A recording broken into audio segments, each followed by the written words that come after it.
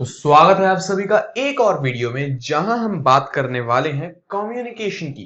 देखो, पिछली वीडियो में मैं आपको कम्युनिकेशन का मतलब और फॉर्मल कम्युनिकेशन इनफॉर्मल कम्युनिकेशन अच्छे से समझा चुका हूं।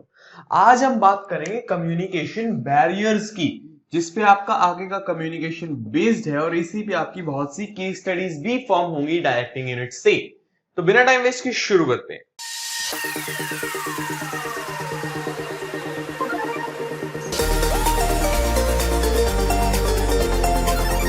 तो बात कर लेते हैं कम्युनिकेशन की प्रोसेस की। सबसे पहले सेंडर है जो मैसेज भेजेगा वाया मीडिया, लेकिन उसके बीच में एक उसके बीच में एक चीज आएगी जिसको बोलते हैं एनक्रिप्शन। मतलब उस मैसेज को किसी टर्म्स में ट्रांसलेट करना। मैं बोल के बता रहा हूं तो मैं इसको शब्दों में ट्रांसलेट कर रहा हूं, वो एनक्रिप्शन है। अगर मैं आपको लिख के भेज रहा हूं तो उसको टेक्स्ट में ट्रांसलेट कर रहा हूं, वो भी एनक्रिप्शन है। अगर मैं आपको इशारे कर रहा हूं तो उसको बॉडी लैंग्वेज में ट्रांसलेट कर रहा हूं, वो भी एनक्रिप्शन है। उसके बाद वो गुजरेगा मीडिया से। अब मेरे और आपके बीच में क्या मीडिया है? ये इंटरनेट कनेक्शन, ये मोबाइल स्क्रीन और ये हवा। अगर हम किसी से लाइव बात कर रहे हैं तो उसके लिए मीडिया ही सिर्फ हवा है। अगर हम किसी से फोन पे बात कर रहे हैं टेक्स्ट, तो सिर्फ टावर की रेंज मीडिया है। कुछ भी मीडिया होता है जो आपके बीच में है। फिर मीडिया से ये चीज पहुंचेगी रिसीवर तक, लेकिन उससे पहले वो बंदा करेगा डीक्रिप्ट। एनक्रिप्ट होता है अपने मैसेज को वर्ड्स में फॉर्म करना, और डीक्रिप्ट क्या होता है? उसके वर्ड्स को उसकी मैसेज में फॉर्म करना। मतलब मैंने जो लिख के भेजा उसका मतलब आप समझ रहे हो, आप उसकी डीक्रिप्शन कर रहे हो, तो वो मैसेज रिसीवर तक पहुंच गया फाइनली। अब रिसीवर देगा एक फीडबैक जो जाएगा वापस सेंडर तक। ये होती है प्रॉपर प्रोसेस। लेकिन इसके बीच में एक चीज बैठी है, नॉइज। नॉइज क्या है? Noise is the disturbance in the media which does not let the communication be completed। मतलब नॉइज वो चीज है जो मीडिया के अंदर डिस्टर्बेंस की तरह एग्जिस्ट कर रही है और जिसकी वजह से आपका जो मैसेज है वो उसी एसेंस में नहीं पहुंच पा रहा, आपकी कम्युनिकेशन का पर्पस पूरा नहीं हो पा रहा। ये होती है नॉइज। अब इसी नॉइज को हम बोलते हैं बैरियर्स। हमारे कम्युनिकेशन के लिए चार काइंड ऑफ बैरियर्स हैं। उन चार काइंड ऑफ बैरियर्स के आगे सब काइंड भी हैं। एक के 6, एक के 5, एक के 4, एक के 4। मतलब इतने सारे बैरियर्स आपको स्टडी करने हैं और उन्हीं की केस स्टडी आएगी। नंबर देख के बिल्कुल ना घबराओ यार, आपका बड़ा भाई है ना, सब तसल्ली से पढ़ेंगे। आपका दो बैरियर्स इस वीडियो पे, दो बैरियर्स अगली वीडियो में। लेकिन अब तक अगर आपने चैनल को सब्सक्राइब नहीं किया तो फटाफट से कर दो, वो लाल बटन दबा दो, और साथ ही साथ कमेंट जरूर करना। कुछ भी गंदा लगे वीडियो में कमेंट करना, कुछ भी अच्छा लगे वीडियो में कमेंट करना, कुछ ओपिनियन हो। सबसे पहले आता है सिमेंटिक बैरियर। सिमेंटिक बैरियर होता है लिंग्विस्टिक बैरियर। लिंग्विस्टिक मतलब लैंग्वेज रिलेटेड। लैंग्वेज रिलेटेड मैं जो आपको बोल रहा हूं, मेरे शब्दों में ऐसी कोई कमी आ जाए, कोई दिक्कत आ जाए जो एज अ बैरियर प्रूव हो हमारी कम्युनिकेशन को। इसके आगे 6 टाइप्स है टोटल। तो आपको केस स्टडी दी जाएगी बेसिकली 6, 5, 4, 4, टोटल 19 आपको मैं बैरियर्स पढ़ाऊंगा। आपको एक केस स्टडी दी जाएगी जिसमें होगा कोई ना कोई बैरियर है, आपको पहचानना है कौन सी फॉर्म ऑफ बैरियर यहां अप्लाई हो रहा है जिसकी वजह से कम्युनिकेशन पूरी नहीं हो रही। तो वो अभी पढ़ के पहचानोगे। सबसे इंपॉर्टेंट बात इसमें कि इसमें क्वालिटी से कॉम्प्रोमाइज नहीं होगा 19 के 19 में। लेकिन क्वालिटी इसमें है भी क्या? सिर्फ एक लाइन। इसकी एक्सप्लेनेशन कुछ नहीं होती कि आप पैराग्राफ्स लिखने बैठ जाओ। आपको एक लाइन लिखनी है और एक एग्जांपल याद करके जाना है जो केस स्टडी के अलावा अपना नया एग्जांपल डाल सको आप। That's it. तो थोड़ी सी लेंथ बढ़ाने की जरूरत पड़े, एग्जांपल डालो, नहीं तो single line is sufficient for these barriers. आपको क्या identify and explain the barrier, तो उसका मतलब बता दो। उसी मतलब को थोड़ा डिटेल में बता दो, डिटेल इसकी थोड़ी सी है, लिमिटेड सी बस। तो सिमेंटिक बैरियर में सबसे पहले आता है टेक्निकल जार्गन। ठीक है, 6 पॉइंट्स का मैं मतलब बताऊंगा, आपको उसी मतलब को इंग्लिश में करके लिखना है। That's it. टेक्निकल जार्गन क्या होता है? कभी कभी जो मैनेजर होता है ना, मैनेजर, उसके नीचे बैठे हैं काफी सारे सबऑर्डिनेट्स। ठीक है, ये जो है ये है अनस्किल्ड, अनस्किल्ड फिजिकल लेबर, जो अच्छे खासे पढ़े लिखे नहीं है। और ये जो है, ये तो है भाई पूरा डिग्री करके आया बंदा, फुल प्रोफेशनल है ये। तो इसकी टर्मिनोलॉजी इज फार तो इसकी terminology is far ahead then them.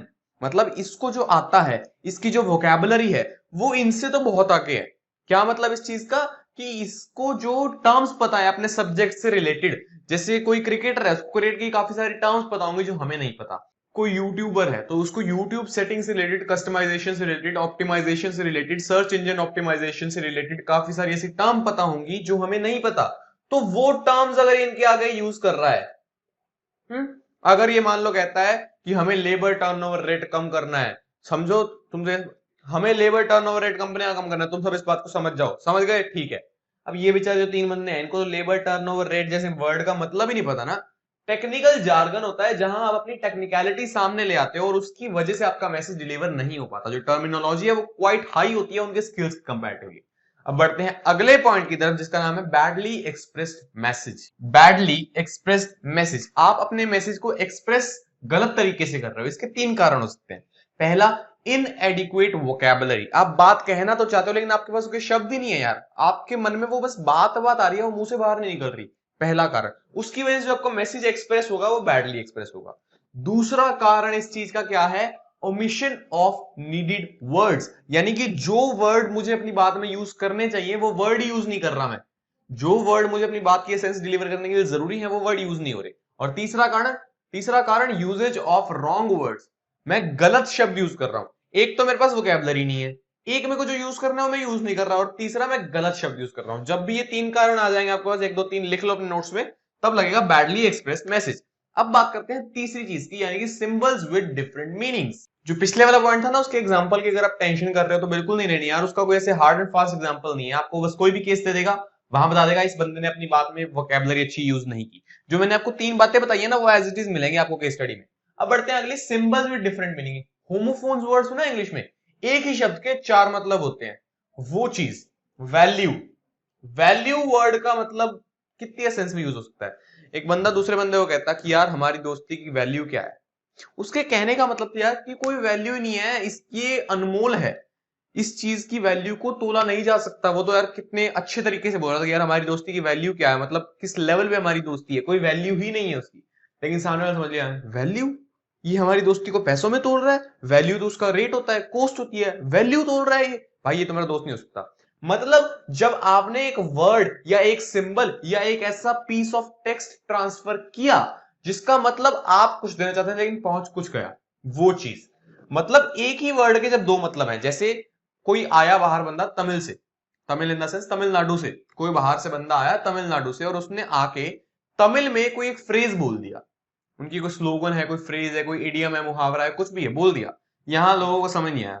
तो यहां जो लोगों को वर्ड समझ आया ना, बस वो प्रॉपर वर्ड, वो यहाँ की लैंग्वेज में गाली थी। सबऑर्डिनेट्स तो गुस्सा हो गया, भाई हमारा नया बॉस हमें गालियां देता है, गलत बात है तो एक ही वर्ड का, एक ही सिंबल के दो अलग अलग मतलब निकल रहे हैं यार, यहां है ये बात। फोर्थ पॉइंट है फॉल्टी ट्रांसलेशन। फॉल्टी ट्रांसलेशन मतलब जो ट्रांसलेशन हो रही है, ट्रांसलेशन समझते हो ना, एक लैंग्वेज से दूसरी लैंग्वेज में कन्वर्ट करना, वहां पे फॉल्ट आ जाना। वहां पे जब कमी आएगी तो क्या होगा, जैसे एक सुपीरियर ने उनको शुद्ध हिंदी में एक लेटर लिख के दिया, अब वो लेटर हिंदी से इंग्लिश में कन्वर्ट हुआ, और जो बंदा कन्वर्ट करता उसको हिंदी अच्छे से आती नहीं, तो उसने कुछ गलत लिख दिया इंग्लिश में, जिसका इंग्लिश में मतलब कुछ और ही जाके निकला। तो वहां पे एक सिमेंटिक बैरियर क्रिएट हो जाता है कि जो ट्रांसलेशन हुई है वो सही नहीं हुई। अब ये ट्रांसलेशन का मतलब एक लैंग्वेज से दूसरी लैंग्वेज में ट्रांसलेट करना है, कोई बंदा भी कर सकता है और ये मशीन भी कर सकती है। गूगल ट्रांसलेटर सबसे बड़ा एग्जांपल है आपके सामने, वो ट्रांसलेशन कभी कभी गलत भी कर देता है, तो वहां पे सुपीरियर का मैसेज सबऑर्डिनेट तक नहीं पहुंच पाता, ट्रांसलेशन गलत हो जाती है। अब आते हैं पांचवें पॉइंट पे, जो कहता है body language and gesture decoding. क्या मतलब है इसका? Body language and gesture decoding का मतलब है कि जो हमारी बॉडी लैंग्वेज है, हम बात करते हो अपने हाथ पैर हिलाते हैं, कुछ इशारे करते हैं, उन इशारों को डिकोड करता है सामने वाला। मैंने बताया ना डिक्रिप्शन एनक्रिप्शन, उसी को एनकोडिंग और डिकोडिंग भी बोलते हैं। तो जब सामने वाला रिसीवर है वो इन इशारों को डिकोड करता है। जब बॉडी लैंग्वेज और गेस्चर डिकोडिंग में दिक्कत आती है, कैसे? फॉर एग्जांपल आपकी क्लास में एक टीचर आया, आपने टीचर को, सारे बच्चों ने खड़े होकर कहा गुड मॉर्निंग सर, टीचर ने आके कहा सिट डाउन, हाथ जा रहे हैं ऐसे और बोल रहा है वो सिट डाउन। तो क्या मतलब, बोलने में जो आपके शब्द हैं वो कुछ और कह रहे हैं, आपके इशारे कुछ और कह रहे हैं, वहां पे आपके मैसेज में आती है दिक्कत, और that is a semantic barrier, language related barrier. तो वो चीज एक अलग टाइप ऑफ दिक्कत है, body language and gesture decoding. अब बढ़ते हैं last point of semantic barriers, जो है हमारे पास अनक्लैरिफाइड अजम्पशंस। अनक्लैरिफाइड अजम्पशंस क्या होती है? देखो मैंने कोई बात बोली, उसमें कुछ ऐसा शक का पॉइंट था जहां पे उस बात के दो मतलब निकल सकते थे, जो रिसीवर है उसने उस मतलब को पूछ के क्लैरिफाई करने से अच्छा समझा कि मैं बिना पूछे उसको अज्यूम कर लूं। ऐसी अजम्पशन जो अनक्लैरिफाइड है, क्लैरिफाई नहीं हुई है वाया द सेंडर। एक कंपनी काम कर रही है, वहां के मैनेजर ने एक नया एम्प्लॉय रखा, शाम हुई, उसने कहा टेक द कैश, सिर्फ इतनी सी बात हो रही, टेक द कैश। उसके कहने का मतलब था कि कैश ले जाओ और बैंक में जमा करा दो, ये बात है। क्योंकि उसको पता है रोज ऐसा करते हैं, लेकिन उसके ध्यान नहीं था कि ये नया बंदा है, इसको नहीं पता, तो उसने कह दिया टेक द कैश। अब सामने वाले बंदे का फर्ज बनता है पूछना कि हाँ टेक करके क्या करूं, घर ले जाऊं मैं? वो बिना पूछे उस कैश को घर ले गया। अनक्लैरिफाइड एजम्पशन, जहां पे एज्यूम कर लिया उसने बिना कंफर्म किए, सेंडर के मैसेज को क्लैरिफाई ना किए एज्यूम कर लिया, वहां आती है दिक्कत। फॉर एग्जांपल एक बंदे ने अपने इनफॉर्मल रिलेशन से कहा take care of my guest, भी मेरे गेस्ट का ख्याल रखो। अब ख्याल रखो में क्या, सिर्फ उनको एयरपोर्ट से लाके होटल तक छोड़ना बस, या उसके बाद भी उनकी टेंशन लेना, उनके सारे काम का ध्यान रखना, वो सब ख्याल रखना? ख्याल रखना को डिफाइन करो, वाइड करो। अनक्लैरिफाइड अजम्पशन होती है वो, जहां आपने कुछ कह दिया और सामने वाले ने बिना आपसे पूछे, बिना आपसे कंफर्म किए, बिना आपसे क्लैरिफाई किए एज्यूम कर लिया। तो इसी का सिमेंटिक बैरियर हुआ खत्म। समझे? सिमेंटिक बैरियर यानी कि language related barrier, linguistic barrier, जहां आपकी लैंग्वेज में कोई दिक्कत है वहां से कोई बैरियर जन्म लेता है, वो होता है सिमेंटिक बैरियर। 6 बैरियर हमने पढ़े। सबसे पहले technical jargon, terminology. Badly express message, उसमें 3 बातें थी, usage of wrong words, omission of needed words और इनएडिक्वेट वोकैबुलरी। तीसरी चीज क्या थी? सिंबल्स विद डिफरेंट मीनिंग्स, एक ही शब्द के 2 मतलब निकलते हैं। चौथी चीज body language and gesture recording. पांचवी चीज ये हमने जो पढ़ी अनक्लैरिफाइड एजम्पशंस। और छठी चीज जो एक रह गई है फॉल्टी ट्रांसलेशंस, यानी कि ट्रांसलेटर की गलती है, उसने गलत ट्रांसलेट कर दिया।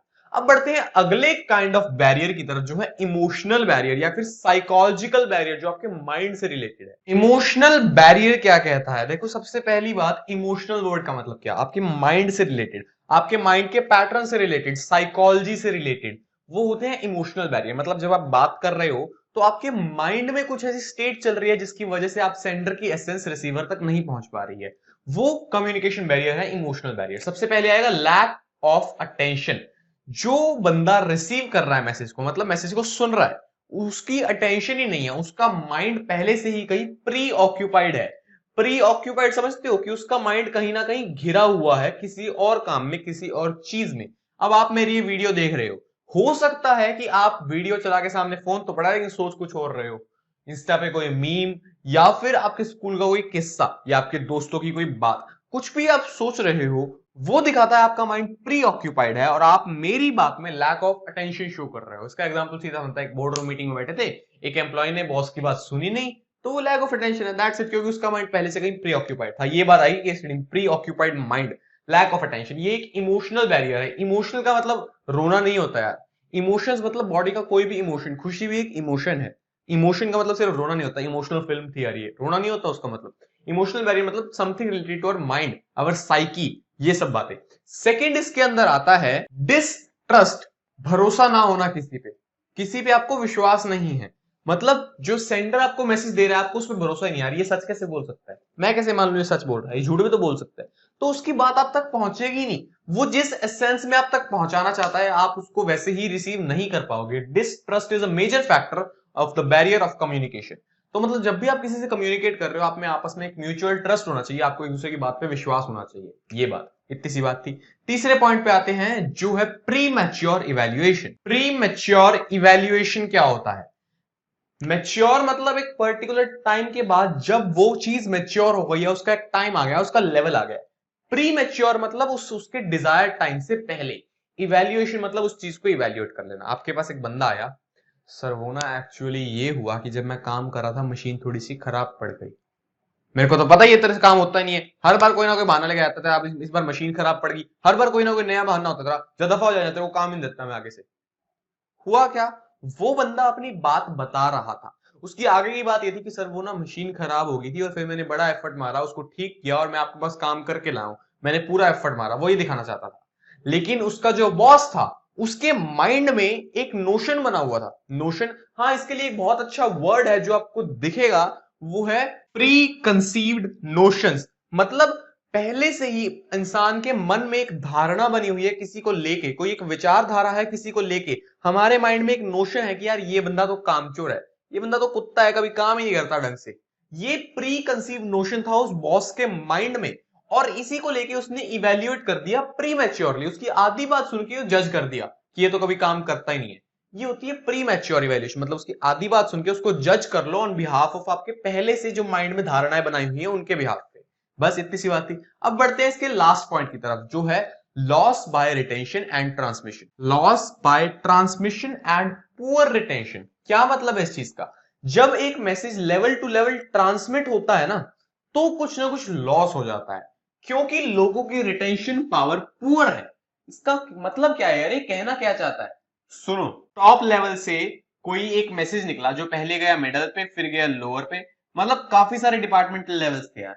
तो करते करते करते करते वो मैसेज यहां पहुंचा। आप क्लासरूम में बैठे हो, आपकी एक रो में 7 बेंच है। टीचर ने बात कही फर्स्ट बेंच को, उसने कहा एक एक बेंच पीछे पहुंचा दे। अब होगा क्या कि ट्रांसमिट करते हुए transmission and poor retention, teacher ने बोली 7 लाइनें, इसको याद रही सिर्फ 6, इसने 6 बोल दिया आगे, इसने 6 सुनी, इसको 5 याद रही, इसने 5 बोल दी, इसने 4 बोल दी, इसने 3 बोल दी, इसने 2 बोल दी। मतलब वो 7 लाइनें एंड लेवल तक सिर्फ 2 लाइनें बन के पहुंची। क्यों? क्योंकि जब ट्रांसमिट करते हैं तो लोगों की रिटेंशन पुअर होती है, वो सारी की सारी बात को रिटेन नहीं कर पाते यार। अब मैंने जो आपको सारा बोल दिया, एक बार सुनते आपको याद हो गया, आप जाके किसी को पढ़ाओगे सेम पढ़ा दोगे? अभी नहीं, लेकिन जब एक बार बुक से पढ़ लोगे तो जरूर पढ़ा पाओगे, क्योंकि मैं चलता हूं कंसेप्ट पे। एक बार आपने कंसेप्ट समझ ली, फिर बुकिश लैंग्वेज पढ़ लिया, आपको कोई हरा ही नहीं सकता यार, सब कुछ आसान है। तो जब चीज ट्रांसमिट हो रही है ना और लोगों की रिटेंशन पुअर है, उस टाइम पे क्या होगा आपका कि वो ट्रांसमिशन के कारण आपका मैसेज जो है वो डिस्टॉर्ट हो रहा है, मैसेज डिस्टॉर्ट हो रहा है और आपकी कम्युनिकेशन में बैरियर आ रहा है। That barrier is also an emotional और साइकोलॉजिकल बैरियर, क्योंकि लोगों की माइंड की स्टेट है वो सारा सारा चीज याद नहीं रख सकते। ये बात आती है loss by transmission and poor retention. इस पॉइंट को बड़े अच्छे से समझ लो, क्योंकि अगली वीडियो में जहां मैं अगले 2 पॉइंट्स कराऊंगा वहां इसको लिंक करूंगा। तो अच्छे से बात यही थी कि जब ट्रांसमिट होती है चीज तो लोगों की रिटेंशन पुअर है और वहां पे जो डाटा है, जो मैसेज है, उसका लॉस हो जाता है। दैट्स इट, आज की वीडियो के लिए इतना ही। सब्सक्राइब कर दो, कमेंट कर दो, जो भी गलत लगे, अच्छा लगे, क्वेरी हो, कुछ भी हो, कमेंट कर दो। और सबसे मेन चीज, लाइक शेयर मैं नहीं कहूंगा, आपको अच्छी लगेगी, आपको वैल्यू लगेगी, आप कर दोगे, लेकिन अगली वीडियो जरूर देखना यार, ये टॉपिक अभी अधूरा है। Thank you.